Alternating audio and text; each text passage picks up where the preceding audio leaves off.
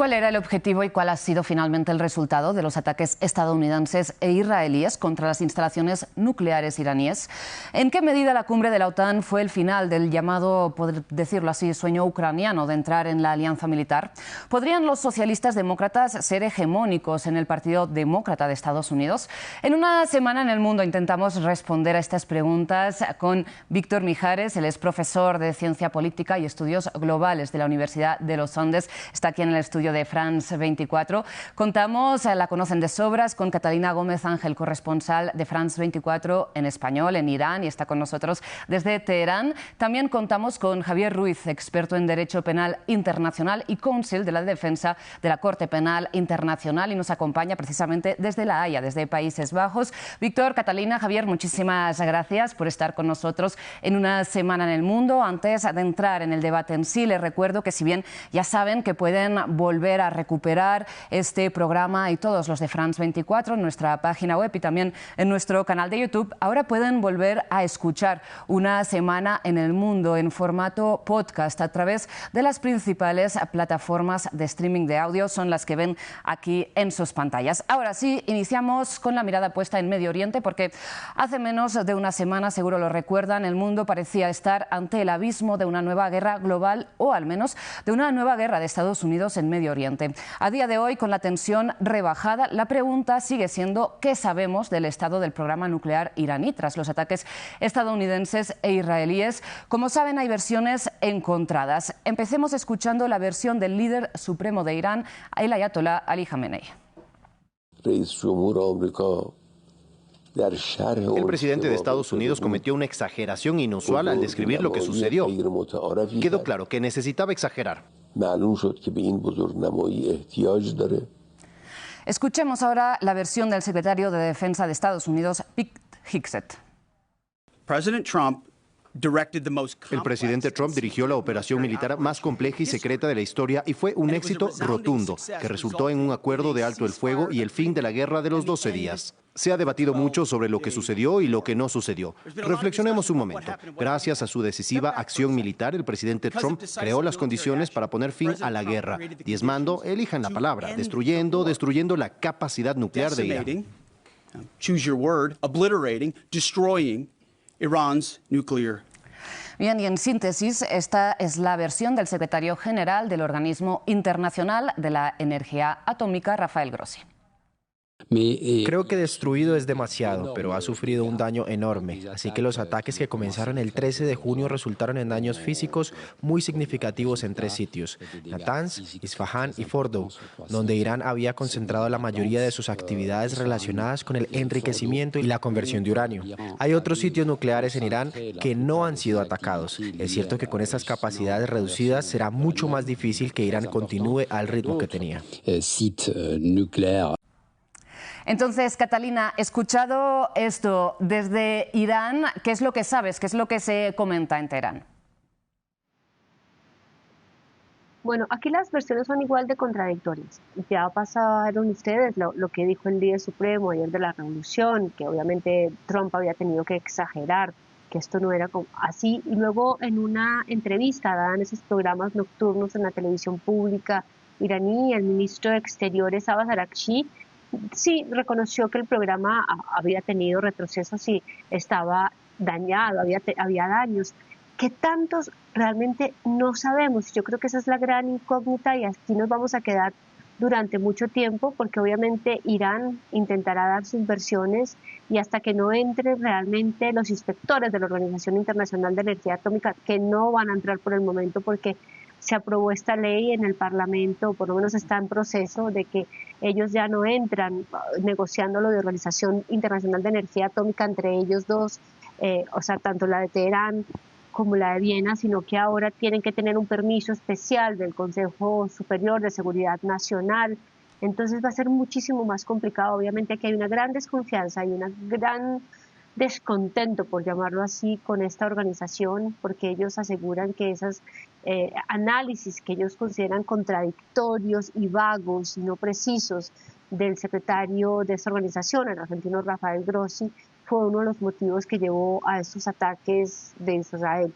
no porque Israel no lo estuviera pensando, sino que también aceleró esta decisión y también la aprobación de Estados Unidos para que lo hicieran. Así que hay un gran descontento, un malestar y posiblemente, vuelvo y repito, no vamos a tener claro conocimiento por mucho tiempo.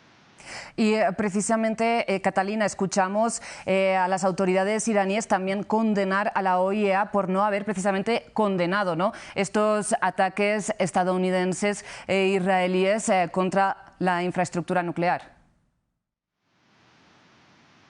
Sí, aquí había un gran descontento con ellos hace muchísimo rato. Obviamente no tienen una relación fácil por muchísimos motivos, pero esto se ha ido dañando en los últimos meses. Y, por ejemplo, ayer estaba en el Ministerio de Exteriores conversando con gente de un nivel, no viceministros, sino un nivel de directores de partes, o sea, de América o subdirectores, y todos tienen una gran desconfianza hacia esta organización y sobre todo también los inspectores. Ellos aseguran que muchos de estos hombres que vienen como inspectores, o sea, lo que dicen los iraníes, son espías, trabajan para Estados Unidos, pasan información que no es completa, ellos desconfían muchísimo, así que realmente tal vez están pasando por el momento más difícil entre Irán y esta organización, y vuelve a empeorarse con este proyecto de ley que aprueba ya el Consejo de Guardianes, vuelve al Parlamento. Todavía no está terminado de aprobar, pero todo va encaminado a que realmente Irán va a tomar la decisión de complicar, por lo menos más, de retroceder ese tipo de relación que tiene con esta organización rosa, lo que hará muchísimo más difícil poder entender las dimensiones de este programa nuclear, hacia dónde van, qué tan dañado estaba, y que también Irán reconozca en el futuro nuevas centrales nucleares o nuevas centrales que hacen parte de este proyecto, que se sabe que tienen, que no habían declarado, pero ahora va a ser muchísimo más difícil. Víctor, no sé si estás de acuerdo con Catalina de que va a ser muy difícil saber exactamente cuál ha sido el impacto de estos ataques, porque escuchábamos a Pete Hegseth, al secretario de Defensa estadounidense, dar una versión, pero es que ha habido versiones también matizadas, por decirlo así, entre el informe inicial de la inteligencia militar estadounidense, el de la CIA. ¿Qué claridad tienes tú al respecto? Pues muy poca. Coincido con Catalina en que la información en este caso se va a manejar de una manera pues muy interesada por cada una de las partes. Cada uno tratará de vender una victoria para la política doméstica. En el caso de los Estados Unidos, por supuesto, el presidente Trump ya no podrá actuar con tanta libertad porque ya ha tenido algunas tensiones incluso con el Congreso, incluso con representantes y senadores de su propio partido, el Partido Republicano, con lo cual tendrá que conformarse, por momentos hasta ahora, con esta operación y no podrá continuar con otras operaciones, razón por la cual tendrá que sobrevender esta. Y es lo que estamos viendo con Hegseth y estamos viendo con el resto de su gabinete.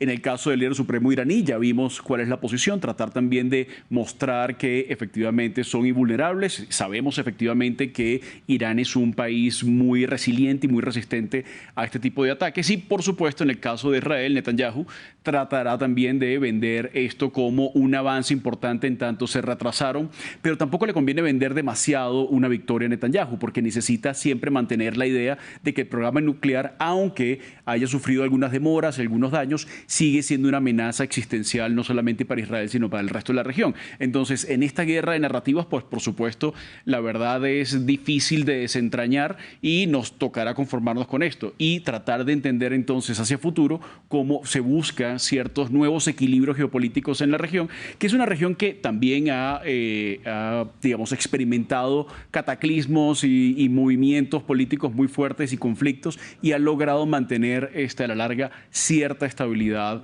en las relaciones, sobre todo de Estado a Estado.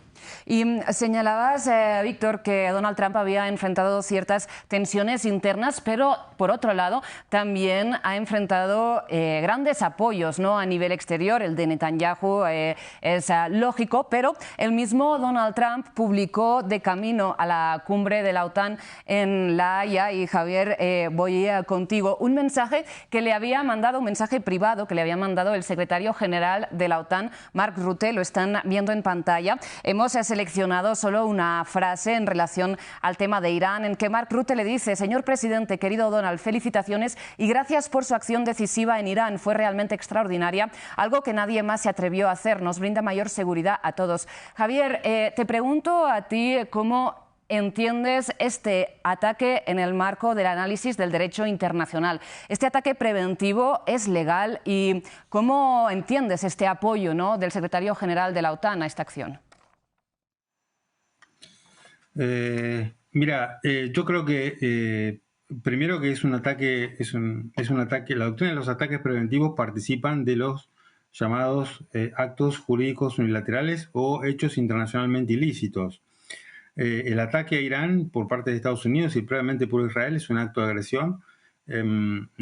Para mi parecer está más cerca de lo que es un crimen de agresión que más allá, en los términos de violar la resolución 3314 y el artículo 2.4 de la Carta de Naciones Unidas de la prohibición del uso de la fuerza y todo el núcleo de normativa que hace el llamado jus ad bellum, esto es, toda la normativa jurídica que implica la prohibición del uso de la fuerza. Quienes hablan de la legítima defensa mencionan el artículo 51 de la Carta de Naciones Unidas. El 51 habla de la legítima defensa, pero lo hace en términos de un ataque. Para que exista legítima defensa debe haber un ataque ya producido. Lo que ha pasado acá es, básicamente en legítima defensa a nivel jurídico internacional tenemos tres posiciones. Primero, que cuando un Estado actúa de manera preventiva para desviar una amenaza, para hacer un deterrence, pero en términos de disuasión. Eso es lo que pasó con Estados Unidos con Irak en el 2004, 2003. Luego tenés la segunda posición, que los Estados puedan actuar para desviar una amenaza, pero una amenaza inminente, esto es, a punto de suceder, con un nexo de causalidad, que haya lo que se llama causation. Esto no es el caso aquí. Y lo que sí es lo que tiene que suceder es un ataque ya producido. Y en este sentido es donde juega el artículo 51 de la legítima defensa. Lo que ha pasado acá es un acto ilegal, es un acto de agresión, es un acto que es un hecho internacionalmente ilícito. Han violado el artículo 2.4 de la Carta de Naciones Unidas y han violado la resolución 3314 sobre agresión. Sí. La misma Carta de Naciones Unidas le impone a los Estados, por el artículo 24, una delegación al Consejo de Seguridad, que es quien se hace responsable de mantener la paz y seguridad internacional, y a la vez elabora los mecanismos por los cuales puede mantener la paz y puede restablecerla en los términos de los artículos 39, los actos en caso de quebrantamientos de la paz o crimen de agresión, con los efectos del 41-42 cuando hay medidas no militares como embargos, bloqueos económicos o medidas militares. Sí. Esto es lo que tendría que haber seguido Estados Unidos o Israel en caso de tener una amenaza efectivamente y cabalmente cierta. Y precisamente sí. Irán apeló a este artículo 51 de la Carta de Naciones Unidas que mencionaba Javier cuando recibió este ataque de Estados Unidos y lo expuso ante el Consejo de Seguridad, invocando su derecho a la legítima defensa al haber recibido un ataque, un bombardeo, ¿no?, directamente en su territorio. Pero, sin embargo, la respuesta fue bastante contenida. Incluso Donald Trump lo agradeció, ¿no?, a Irán directamente, que el ataque no hubiera causado mayores daños. Catalina, te pregunto cuál fue el cálculo que hizo Irán a la hora de elegir la forma de su respuesta. Bueno, básicamente porque Irán lleva mucho tiempo, a pesar de todos esos discursos que escuchamos desde Irán, que si Estados Unidos nos ataca vamos a responder con fuerza extrema, que algunas veces han hablado de infierno, de fuego, bueno, palabras muy fuertes. Eso le gustaba mucho hablarlo también al jefe máximo de la Guardia Revolucionaria, al comandante Hossein Salami, que fue asesinado al comienzo de esta guerra el 13 de junio. Usaba palabras muy maximalistas para hablar de esa respuesta a Estados Unidos, pero lo que hemos visto nosotros en los últimos años, y esto no es la primera vez, es que cada vez que son atacados se tiene que responder. Ellos calculan al máximo no recibir una respuesta mayor. Recordemos que cuando Qasem Soleimani fue asesinado también por orden de Donald Trump en el 2020, ellos hablaron de una gran revancha, pero al final terminan mandando un ataque incluso menos coreografiado, pero también estaba avisado. que hicieron esta vez. Esa vez la mandaron a la base de Al-Assad en la región de Anbar en Irak, y ahora nos mandan algo muy preciso, también el mismo número de bombas que caen en Irán. Ellos las devuelven en misiles a la base de Qatar, que ahí es donde creo que falla su cálculo, y regionalmente les ha costado, porque no es lo que ellos les devuelven, porque ellos no querían un enfrentamiento mayor con Estados Unidos. De hecho, estaban mirando la posibilidad de dejar a Estados Unidos afuera, a pesar de que habían atacado con esos bombarderos, y seguir directamente la guerra con Israel. Y por ahí venían más o menos los discursos, sino que el atacar en Qatar tuvo consecuencias regionales. O sea, Qatar al fin y al cabo es el gran, o uno de los grandes aliados en el Golfo de Irán, son de los más cercanos, junto con Omán, ayudaron a sacar este cese al fuego, siempre han ayudado en las conversaciones indirectas con Estados Unidos, siempre han estado ahí también en las negociaciones de Gaza. O sea, es un país relativamente cercano a Irán, y el haber atacado este país deja uno una lectura, porque fue Qatar, a pesar de que es la base más grande de los Estados Unidos, y también dos declaraciones desde el ministro de Relaciones Exteriores, deja entender que no fue una decisión política, sino una decisión militar, que fueron los militares, la Guardia Revolucionaria, la que decide tomar esta decisión más allá de las consecuencias políticas que iba a tener. ¿Y por qué, Catalina, habría sucedido así esta decisión militar en lugar de política? ¿Por qué? ¿Cómo te lo explicas? Pues porque, Rosa, todavía nos quedan muchas cosas por entender de lo que está pasando internamente en Irán. Yo creo que esta guerra la tenemos que entender desde dos conceptos. Primero, obviamente, el concepto internacional en la guerra con Israel y con Estados Unidos, y el impacto que tuvo dentro del sistema de la República Islámica.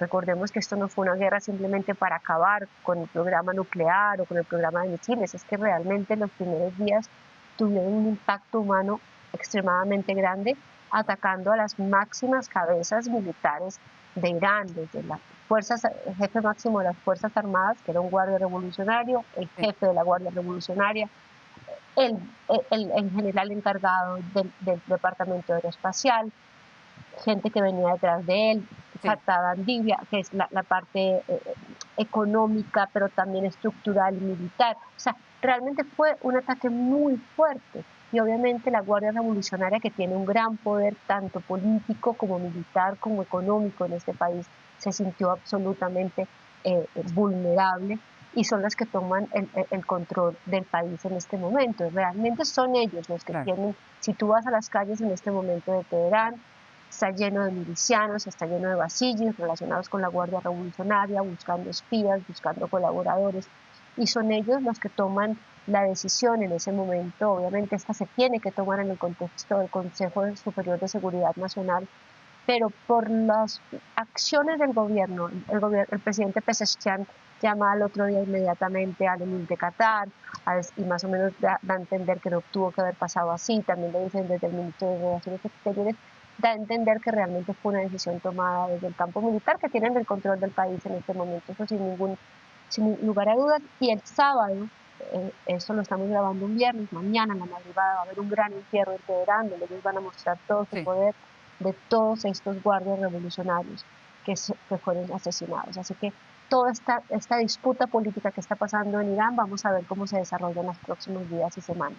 Claro, y lo que también tenemos que seguir, ¿no? Cómo se desarrolla es la posición variable de Estados Unidos y de Israel, porque también al inicio de esta ofensiva tanto Donald Trump como Benjamin Netanyahu habían hablado de por qué no un cambio de régimen. De hecho, horas después de estos ataques estadounidenses y después de que la Casa Blanca insistiera en que no habían declarado la guerra a Teherán, el presidente Donald Trump publicaba lo siguiente en su red social, se lo voy a leer. Dice: no es políticamente correcto usar el término cambio de régimen, pero si el actual régimen iraní no puede hacer Irán grande de nuevo, ¿por qué no habría un cambio de régimen? MIGA, siglas que se corresponderían a Make Iran Great Again. Entonces, Víctor, ¿crees que de momento esto queda así. Estados Unidos no va a elevar su implicación. ¿Cómo habría conseguido Donald Trump que Israel también acepte un cese el fuego? Pues, digamos, un cambio de régimen y un régimen como el de Irán, que tiene pues más de 45 años, que está tan bien asentado, que tiene la naturaleza que tiene por ser una teocracia, un control sobre el territorio, sobre la población, y adicionalmente no estamos hablando de un país pequeño, estamos hablando de un país de un poco más de 90 millones de habitantes, estamos hablando de un país que es montañoso, un país que desde cualquier punto de vista, de régimen político, de capacidades militares, de capacidades adicionalmente económicas, como un petroestado que tiene unas reservas importantes de petróleo, más, digamos, toda esa ubicación geográfica, pues hace muy difícil una operación de esta envergadura. Y ya hemos visto cómo los Estados Unidos invirtió más de 20 años tratando de generar cambios de régimen. Por ejemplo, bueno, en Irak lo consiguió, pero a un costo muy alto. En Afganistán no lo consiguió. En el caso de Libia se convirtió en un estado fallido. Es decir, la tesis del cambio de régimen no está funcionando en la región y está funcionando. Y cuando funciona, funciona con unos resultados a veces catastróficos. Y en el caso de un país como Irán, no pareciese que esto es viable. Creo que quieren mantener un poco esa narrativa de confrontación, bajar un poco la animosidad por parte del gobierno israelí, decir que efectivamente están cooperando con Israel, porque recordemos que entre Israel y Estados Unidos hay una relación que no solamente es de cooperación, sino que también los Estados Unidos necesitan mantener cierto control sobre las acciones militares y políticas de Israel en la región. Estados Unidos tiene importantísimos intereses en la región, tiene interés sobre todo este gobierno, el de Trump, tiene una relación que quiere fortalecer con el mundo árabe, y en ese caso Israel puede ser tanto una ventaja estratégica como una desventaja política. Claro.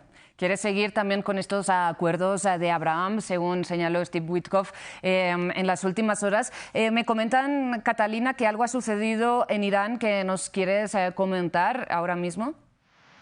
No, porque respecto al asunto de cambio de líder, es muy importante ver lo que ha pasado en las últimas 24 horas, desde que aparece el líder supremo de la revolución, después de varios días de estar escondido, o sea que ya había gran movimiento en este país diciendo qué pasa con el líder, está muerto, no está muerto, qué ha pasado realmente. Entonces él aparece ayer, un hombre como si de repente le hubieran caído los 86 años que tiene encima, un hombre muchísimo más mayor, se le notaban los años, se le notaba más cansado, mucho más pesado en su manera de hablar, obviamente atacando a Estados Unidos, declarando victorioso y diciéndole a Trump que él tenía que exagerar todo esto que estaba diciendo sobre los programas nucleares porque no era una realidad.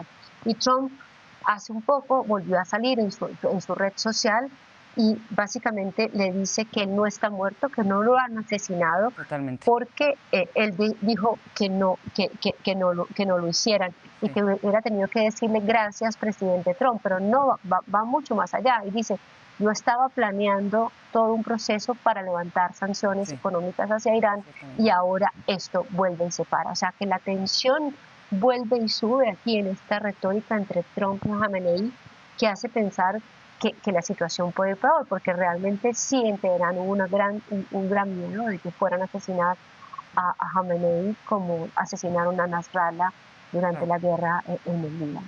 Y mientras estamos a la espera de cómo sigue esta tensión con estas últimas declaraciones que nos comentas, Catalina, antes de cerrar este tema, Javier, quisiera preguntarte por los planes israelíes en la Franja de Gaza. El presidente del gobierno español, Pedro Sánchez, ha hablado ya directamente de genocidio en la cumbre europea de esta semana. Según el derecho internacional, ¿cómo ves estas acciones que mantiene Israel? Bueno, en realidad lo último más cuestionable es la cuestión de la ayuda humanitaria, que ha sido encargada, creo, una firma de carácter estadounidense y demás. Yo estoy muy de acuerdo con quienes mencionan, entre ellos el secretario el Special Rapporteur para Naciones Unidas aquí y el profesor Ben Saud acá de Ginebra. Ellos mencionan que Israel ha violado, junto con Estados Unidos, todos los principios de imparcialidad en relación a la ayuda humanitaria, y mucho más allá de eso, no hay que dejar de mencionar que diariamente no hay menos de 20 muertos por disparos en ocasión de percibir y de recibir esa ayuda humanitaria.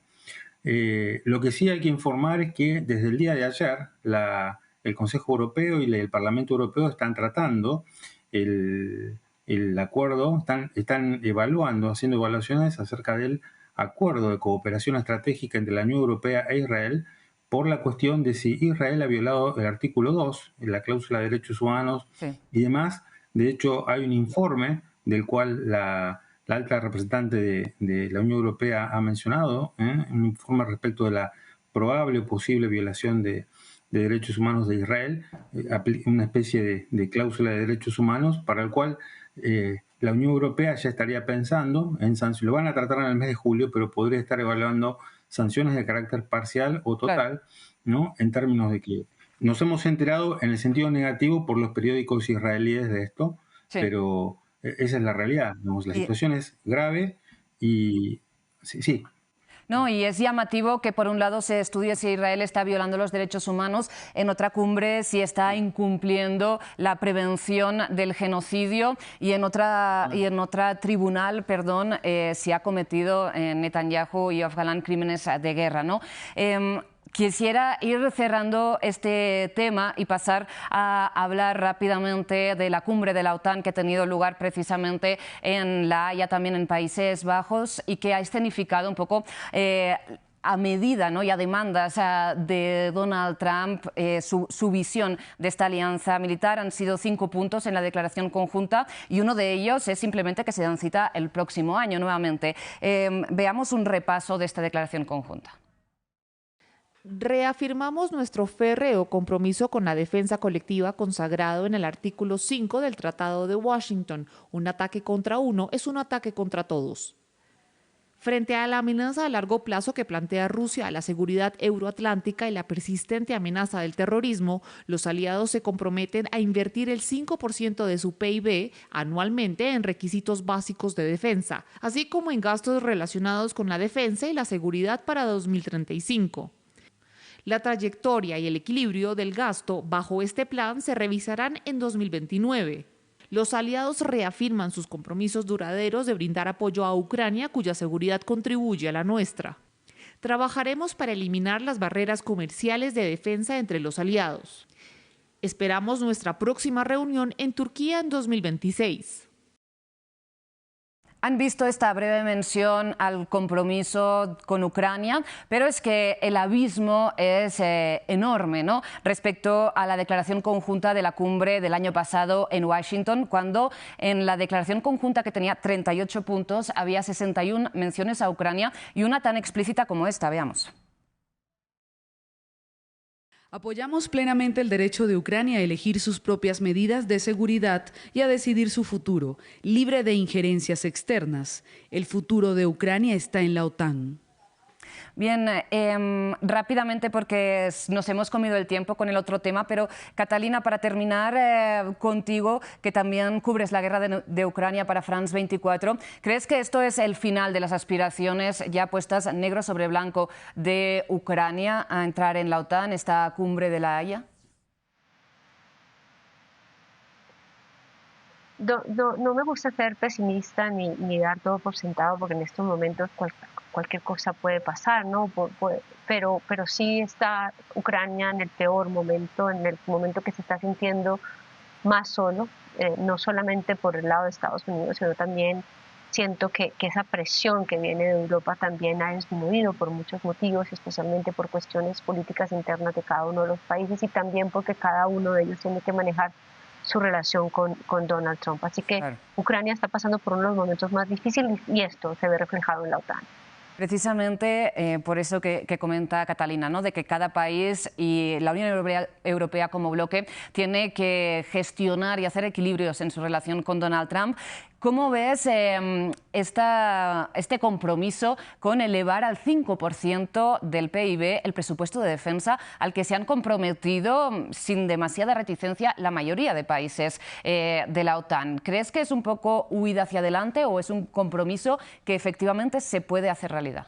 Pues para algunos países podrá ser cierto y podrá ser real elevar esto, por supuesto, por la potencia de sus economías, por los intereses que pueden tener, por los cambios políticos que se están viendo también en Europa, un poco más hacia el centro derecha y derecha, ¿verdad? Donde se ve que efectivamente hay un interés en ese sentido, pero también hay un interés por tratar de mantener cierto ritmo y cierta relación con los Estados Unidos sin entrar en un conflicto directo con Donald Trump. Se está tratando, de manejar esto con mucho cuidado. El secretario Rudd tiene esta idea muy clara, por eso manda esos mensajes a veces incluso hasta con cierta nota jocosa muy al estilo Trump para tratar de dialogar con él, tratar de buscar cierta empatía, pero también creo que hay un tema geopolítico de por medio y hay varias divisiones en Europa y creo que en este caso la Europa del Este va a tener mayor premura, mayor interés en que esto sea una realidad, que haya un gasto militar importante. Lo estamos viendo en el caso de Polonia. Polonia está haciendo todos los esfuerzos por convertirse en una potencia militar porque sabe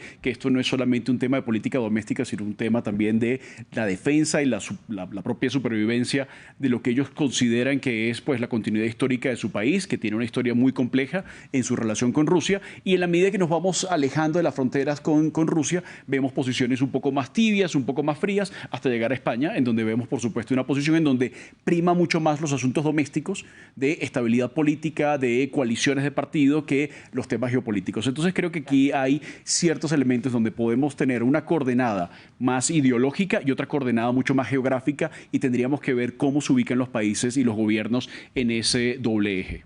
Y es muy interesante, lo dejamos para otro programa, ver cómo se ha ido legitimando este discurso de elevar la inversión en defensa por parte de los países de la OTAN, precisamente a raíz del inicio de la invasión rusa, ¿no?, en 2022, que revitalizó esta alianza. Javier, para terminar, ¿cuál es tu análisis de las conclusiones de esta cumbre? Bueno, primero lo que rescato, lo del presupuesto particularmente lo veo bien. Creo que en estos momentos la Unión Europea está condicionada a la defensa y está condicionado a aguantar lo que pueda a los caprichos que vienen de Estados Unidos. Veo bien en ese aspecto, sobre todo los países del norte. Países Bajos, por ejemplo, tienen un acuerdo de asociación estratégica con Ucrania. Creo también en la amenaza latente de la Federación Rusa, que cualquier día de estos va a invadir cualquier país báltico. Ahora también lo que veo es un marco de emergencia económica de la Unión Europea, y lo hace porque está aguantando pasar este momento.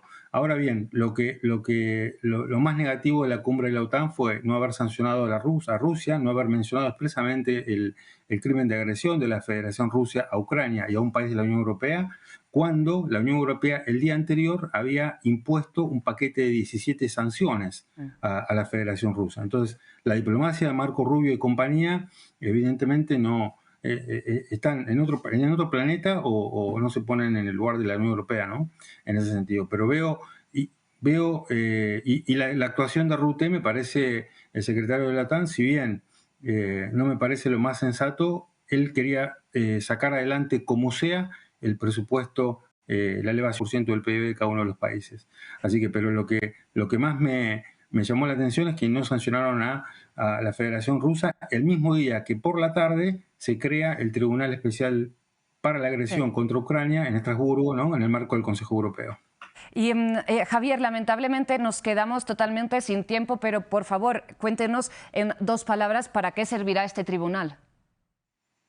El Tribunal Especial de Agresión es un tribunal que básicamente para tratar para todos los funcionarios acusados de la Federación Rusa que gozan de inmunidad, esto es su primer ministro, su presidente y a todos aquellos ministros que gozan de inmunidad funcional, ellos los tienen que juzgar un tribunal especial, como dice la Constitución ucraniana. La Corte Penal Internacional está juzgando los 4 crímenes de guerra, crímenes de lesa humanidad y crímenes en caso de haber genocidio en Kherson, y de hecho hay como 6 órdenes de arresto ya en el caso de Ucrania. El punto es que para el caso de las inmunidades de jefe de Estado hay una colisión entre lo que es el derecho internacional público y el derecho constitucional ucraniano, el cual requiere, para que una resolución sea oponible, una resolución judicial, una sentencia judicial internacional sea oponible al derecho constitucional ucraniano, necesita que sea por un tribunal especial y no por la Corte Penal Internacional por el marco que fue estatuido. Javier, es una cuestión de oponibilidad al derecho constitucional ucraniano. Javier, pues muchísimas gracias por esta explicación y por todas tus aportaciones a este programa. Catalina, también te agradezco un día más tus análisis y tus reportes desde Irán y también, cuando es el caso, desde Ucrania. Muchísimas gracias a los dos. No queremos terminar este programa sin, muy rápidamente, conectar con Luis Montes. Ahí lo tenemos, él es analista demócrata y nos acompaña desde Nueva York, donde precisamente el resultado de las primarias demócratas ha sido un poco comentado por extrapolación. Así puede tener un impacto en el Partido Demócrata como tal. Sabemos que Zoran Mamdani es un joven de 33 años del ala de los llamados socialistas demócratas, que conocemos por Bernie Sanders o Alejandra Ocasio-Cortez, y que son la ala más izquierda, ¿no?, del Partido Demócrata, y ha ganado las primarias, digamos, un poco por sorpresa de gran parte del mundo, de la ciudad, para ser el candidato demócrata de la ciudad más rica del mundo, de Nueva York. Te pregunto, Luis, entonces, ¿podría llegar a ser hegemónica esta rama del Partido Demócrata? Bueno, es un resultado sorpresivo, no hay que dudarlo. Una semana antes casi quedábamos por sentado que el exgobernador Andrew Cuomo iba a ser el alcalde. No obstante, hay que decirlo, ¿verdad? Manhattan es una isla y esto incluye a los otros 4 boroughs de la ciudad. Es una isla dentro de un gran país. Esto es algo que no es representativo del partido. Esto es algo que solo puede dar, este experimento social precisamente solo puede darse en Nueva York, ¿verdad? El 25% de los votantes son nuevos en esta elección. Se dobló la votación con respecto a la del 2021. Que fue donde salió electo Eric Adams. Entonces, en ese sentido, hay muchos elementos nuevos. Lo que sí es que lo positivo es que hay una energía nueva dentro del partido. Creo que, ¿verdad?, el establishment tiene que saber encauzar esta energía para evitar más sorpresas como las que se dio el pasado martes. Pues Luis, lamentablemente no tenemos tiempo para más análisis, pero creo que la idea que nos compartes es clara, y es que Nueva York no se puede extrapolar al resto del país, y que esto ha sido pues una realidad que se queda ahí en esta isla, en particular en la Gran Manzana. Te agradezco mucho que hayas compartido con nosotros esta opinión como estratega demócrata desde Nueva York. Muchas gracias. Muchísimas gracias, Víctor, también por tu participación en este programa, por todos los análisis. La verdad, nos quedamos sin tiempo para continuar comentando esta crisis de identidad, ¿no?, del Partido Demócrata, que en parte precisamente se escenificó en la cumbre de la OTAN del año pasado, cuando Joe Biden llamó presidente Putin a Volodymyr Zelensky, y fue ya el principio del fin de su candidatura. En todo caso, Víctor, muchísimas gracias. Espero poder volver a contar contigo en este programa. Claro que sí, siempre la orden. El agradecimiento es, como siempre, para todo el equipo técnico y de producción, y a ustedes, por supuesto, por su atención.